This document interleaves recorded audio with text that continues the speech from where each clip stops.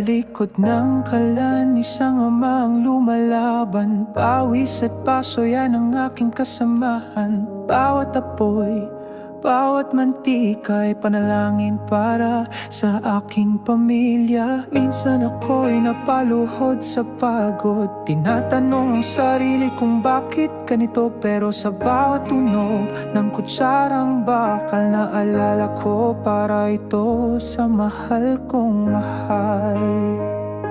May hirap man, may luha man, sa puso ko'y may gabay na di nawawala. Sa bawat sangkap may pangarap, sa bawat luto may pag-asang lumalaw.